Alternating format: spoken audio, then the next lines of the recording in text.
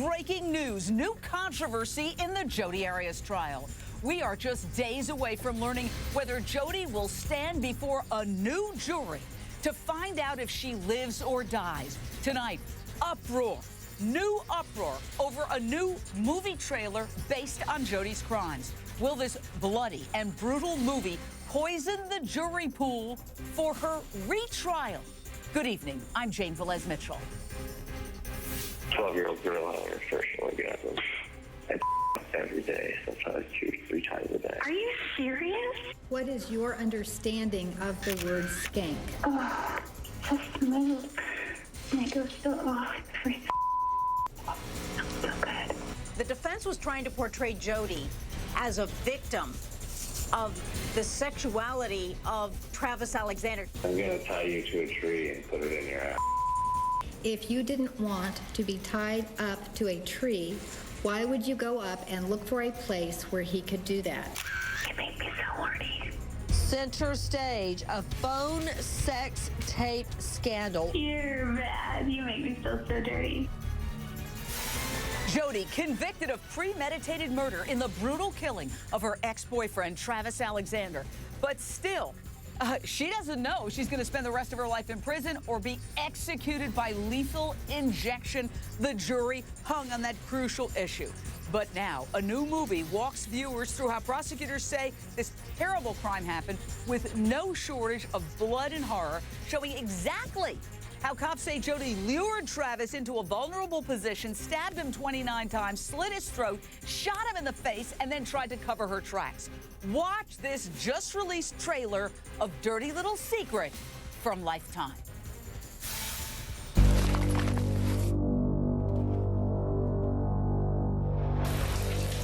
right, that's enough. I'm done. No, come on. Let's just take a couple more. Come on, face the wall.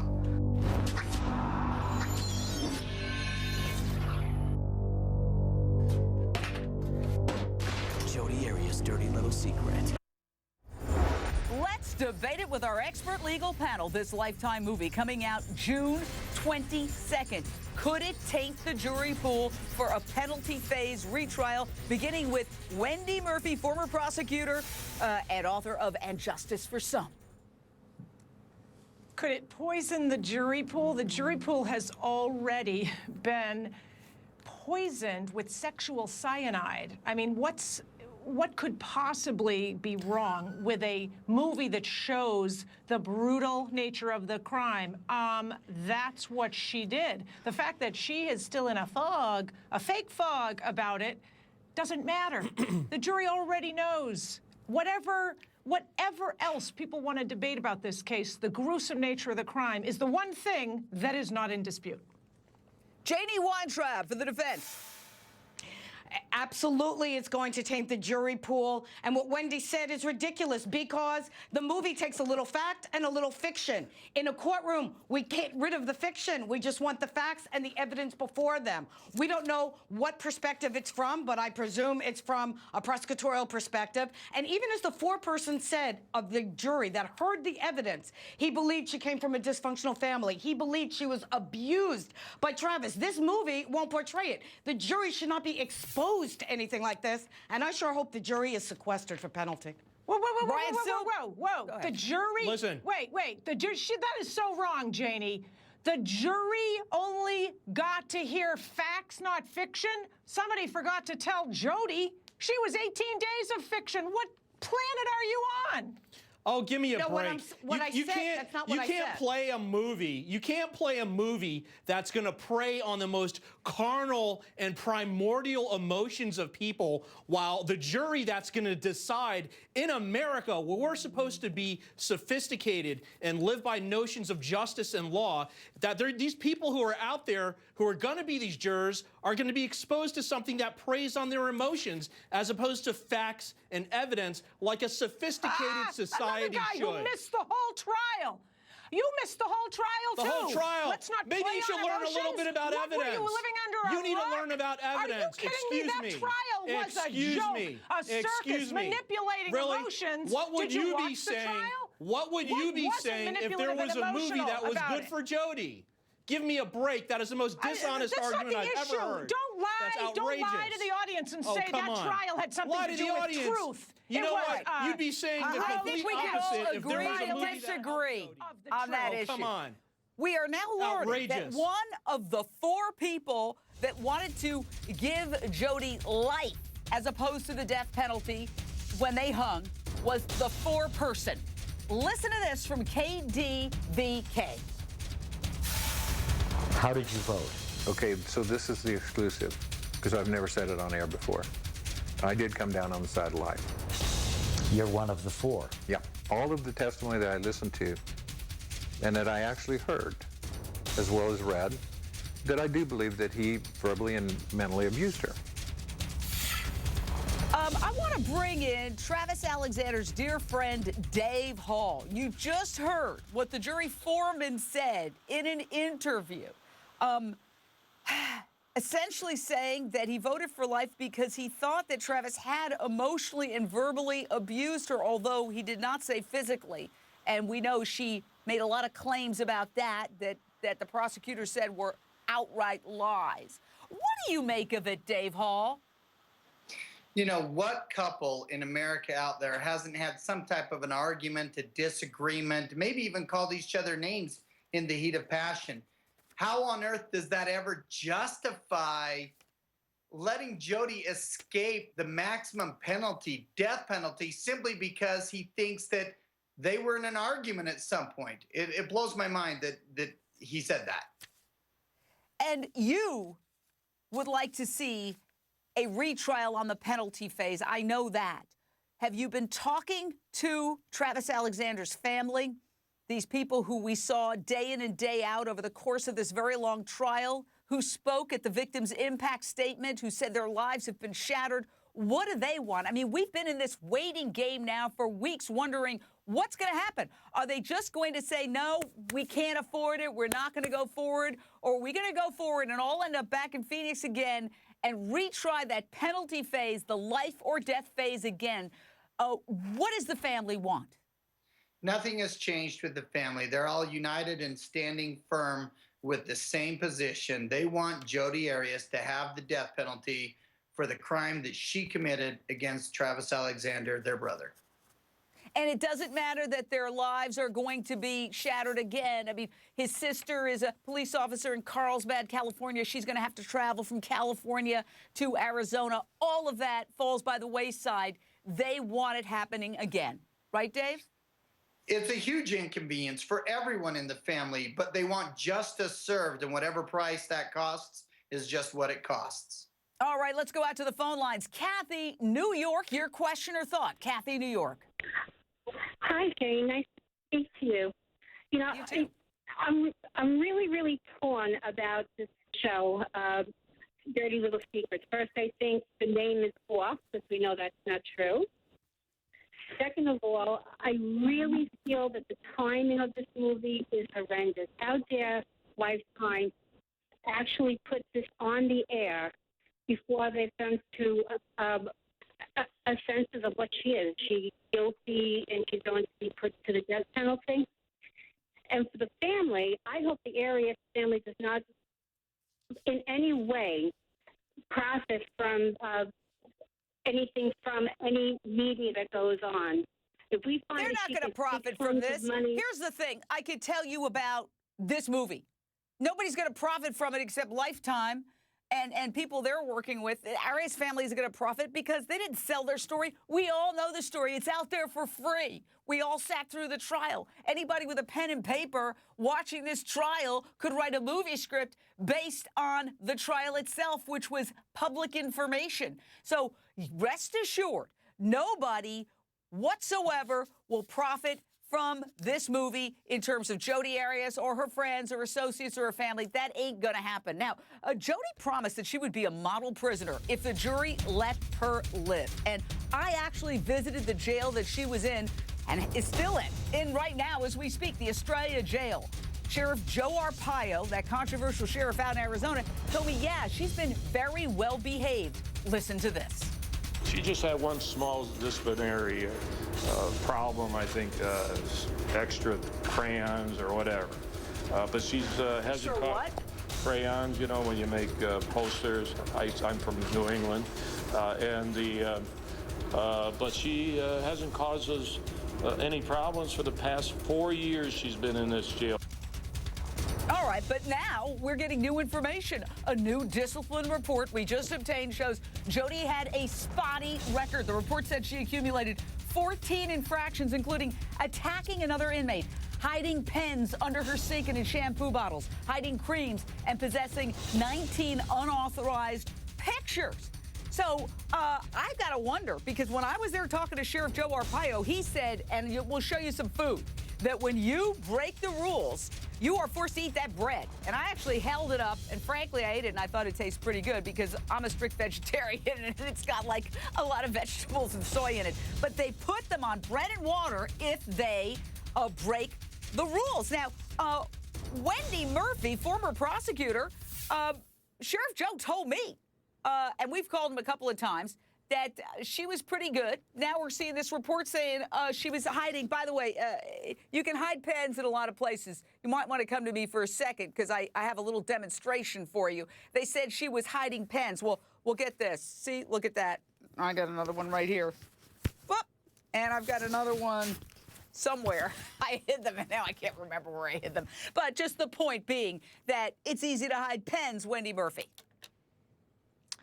Yeah, and remember, she got in trouble for, during the trial, we all heard that she was using ink to write secret notes inside magazines. And, you know, look, it's not surprising to me that someone who doesn't care about the law that prohibits murder would not give a damn about prison rules.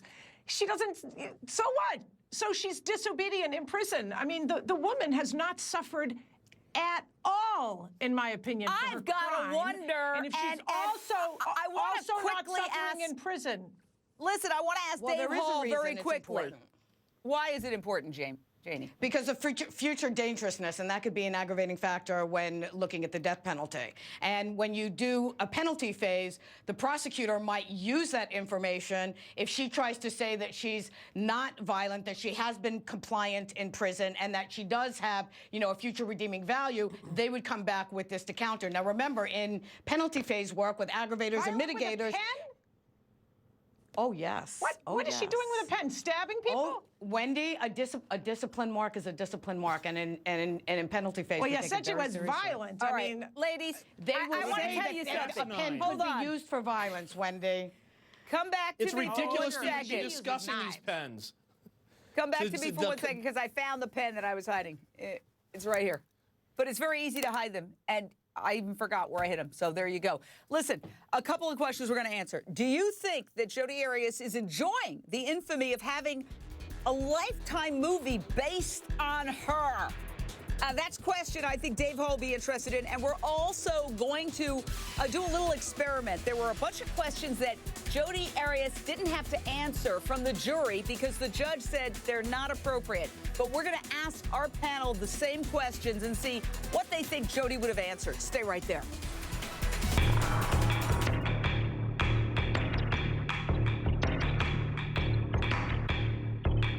That was surreal. Like, honestly, and I think, I mean, maybe the candlelight and the bubbles all had something to do with it, but you are amazing. You made me feel like a goddess.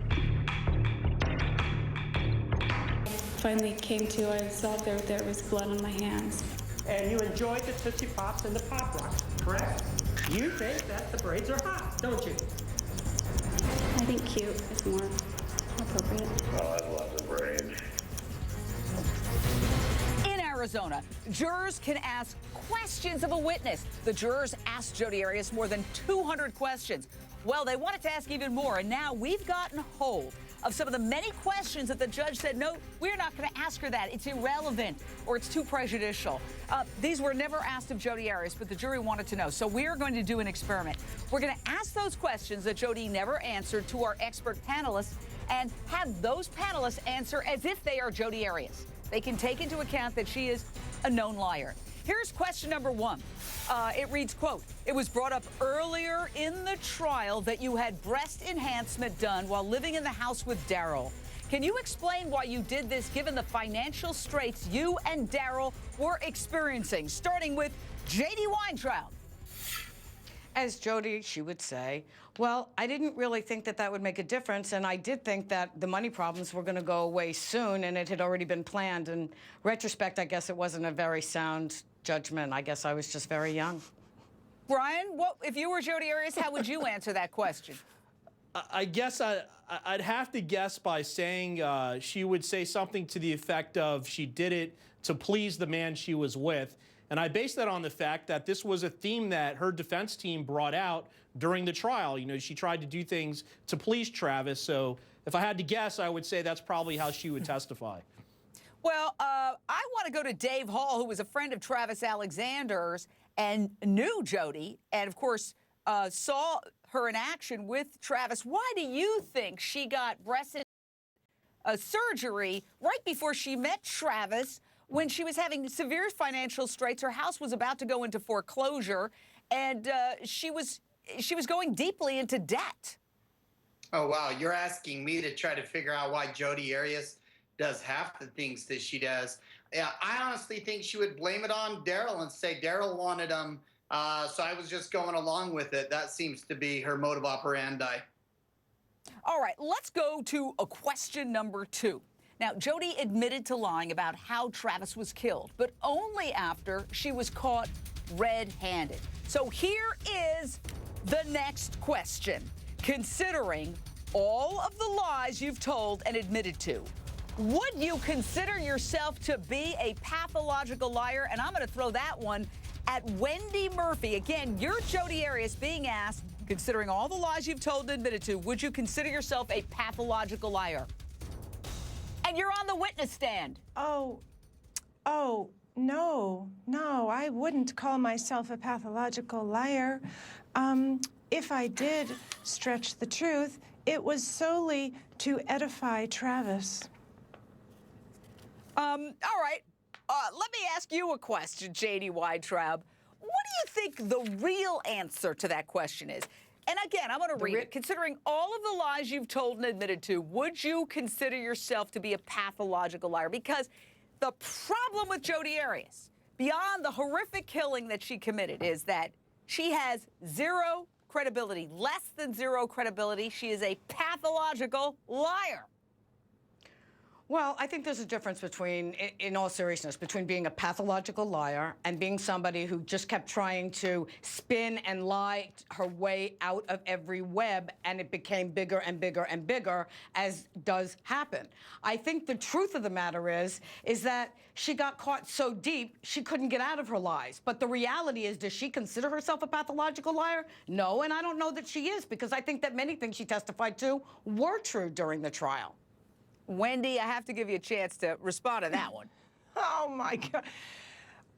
Okay, first of all, if you are a psychopath, probably when you lie, it comes from that psychopathy, because that's how your brain works. You don't think twice about lying because you also don't think twice about slitting a guy's head almost off, okay? The notion that she sometimes told the truth just shows us that she's manipulative and cunning enough to weave some truth into her lies so that she can try to trick decent people into believing that she has a soul. She doesn't. Janie, hello. Wake up. Brian Silber.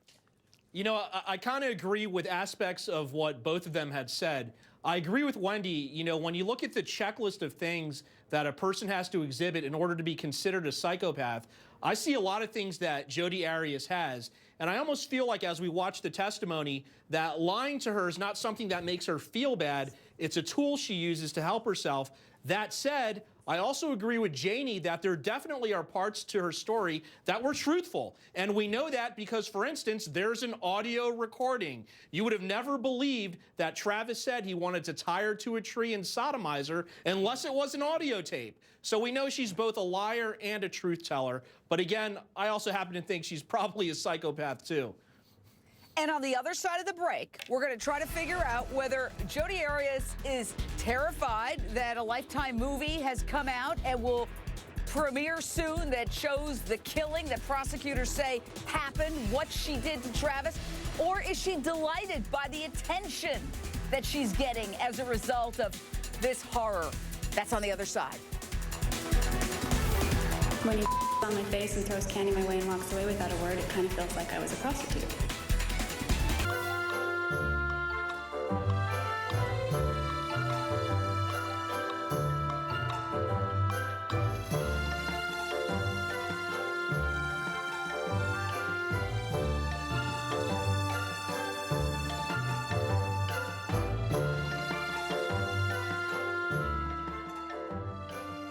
This case has become so notorious, there's jib-jabs being made of Jodi Arias' lawyers and a Lifetime movie set to premiere June 22nd that people are saying is very graphic. Dave Hall, a friend of Travis Alexander's, I'm wondering how you feel about this movie, and do you think that Jodi Arias is afraid that this movie is going to make it harder for her and increase her chances of getting the death penalty, or delighted that she's getting all this attention?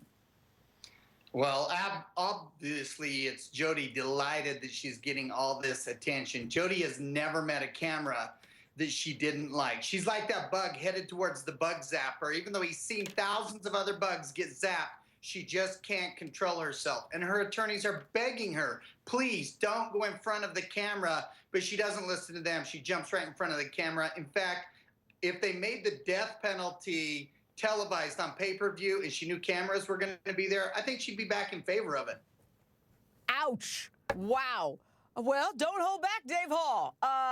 That's your opinion. And I think, you know what? You might be right.